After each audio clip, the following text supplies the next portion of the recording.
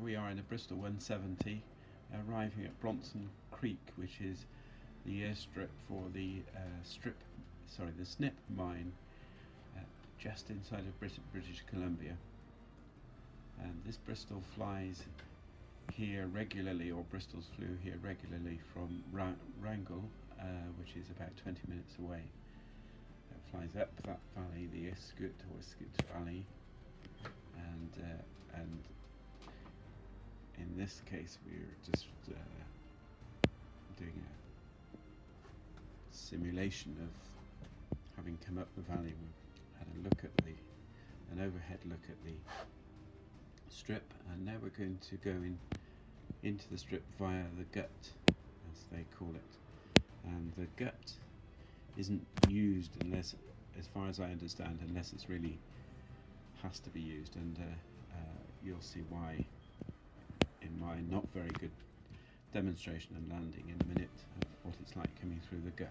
So normally they'll come up a lot lower than this up the valley, and then do sort of a U-turn, overshoot deliberately the strip off to the right hand side, a little further up the valley, do a U-turn all the time, making it like a little brief pattern arrangement to come into the strip, and they'll come in from the other side. But here we're coming in the awkward side, so we're circling and losing height now, and this is a little adjacent valley, and this strip of mountains just that we're coming, that are on our left hand side here, a little way along. We have to pick the right little gorge really, and that's the gut, and we fly through the gut and drop down into the strip. I didn't demonstrate it very well. There's a tiny crosswind, not very much, but that's no excuse. So it's also a bit difficult remembering exactly which one it is. So a bit dubiously, I'm having a look and a nose, and I recognise this one, and I've actually become a little too low, so I'm just going to gain a little bit of height.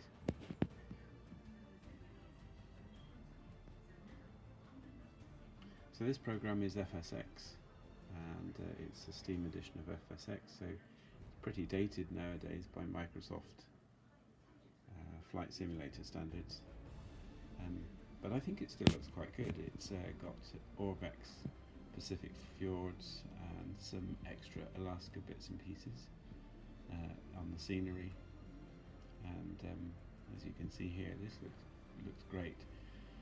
The weather and the clouds, I know lots of people complain about the clouds and that, but really I haven't found too much of a problem. I do fly in the real world, or I don't as much now, but I've really enjoyed it. I think it's very, very similar. And this is a 2D version, or the only cockpit available for the Bristol is the 2D for this model that I have, and this is a free download Gary Russell mod. I'm afraid it's all going to pieces here. I was a little bit distracted. Somebody came in and I wasn't looking at what I was doing. From the videos for the snip mine and this strip, this looks pretty authentic really. And yes, came in too hot, too high, and got a little bit swaying and yawing and all sorts, I'm afraid. We sort of got down, the strip's longer than it looks really, and it's downhill. It's also an additional trickiness really. Landing downhill is not good. And it's bumpy. When you take off, you've got to sort of allow the aircraft to stay held down until she's absolutely ready to take off, and then out. So here, this is the view you would see when you take off, and you would go out and then gently turn right, climbing turn to the right, keep the climbing turn going, and then around to the left as much as you climbing as you wish, because often in the films they went back down the river valley, which is so, in other words, they went back to our left at treetop level almost, I guess under the weather, to stay under the weather, but also to make sure that I guess because of the boredom, a little relieves the boredom. And there's a few cabins on the way down, so I guess it's nice for them just to give a nod to the cabin.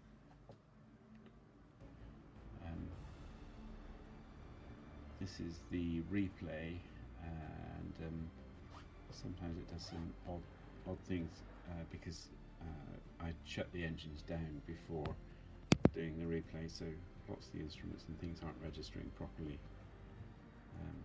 It thinks everything is shut down, I suppose. Got to use quite a lot of power to taxi up here, and you really notice that when you land from this direction, which is a much easier direction than coming down the gut.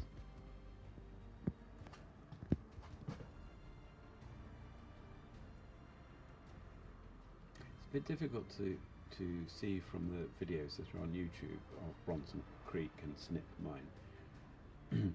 I think the mine is up in that top left hand corner, cuts into the mountain there, and on the videos this area is lined with bags and bags and bags of, they call it ore, gold ore concentrate, and they dig into the mountainside and take away, I can't remember, I think they're 3-ton bags of ore, just really compacted gravel, munched up.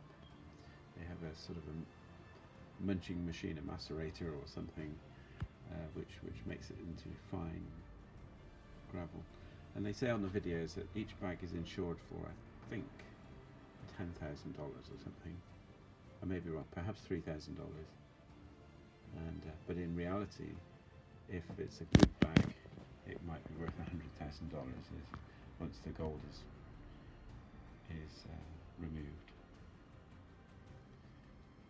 So there we are. So that was a trip in Bristol to the Snip mine in Alaska from Wrangell. The Orbex scenery is great. I wasn't using any real weather. I put the weather in from SkyVector before I started the session, and it gives a pretty good representation, I think, really. And this is a very cheap setup. This bigger screen, this one was, well, really we salvaged it just from the house. We just sort of upgraded, and so this one got put to one side. So this became our main computer monitor, really. It's just a TV from the house. And then this one to the left was in a skip, and this one to the right was in a skip. This one here was literally £5-10 or something from a local junk shop. The plan is eventually that this is sort of a test setup in my living room, so it's not really very practical. I think we can't have it like this for too long, but it just proves, it's a sort of proof to see. I think I'd like to really try and make a Bristol cockpit, and sort of a not quite full-size cockpit, but so I have two of these big screens to make the division of each window, and then another screen to have the instrument, probably with sort of like a metal aluminium mask plate over it, just letting the instrument show through, and then some sort of a little bit of a representation of a window frame around these. In reality, they're actually, I mean, obviously they're too small, but rather than replace them, I'm going to keep them. I'll drop them down a little bit lower. In reality, the Bristol's side screens seem to be quite a lot lower than the front screen. So, and the transformation of having three screens, I've only just discovered that for next to nothing, as I say, really is just incredible. Just so much better, so much more immersive. scenery of Alaska.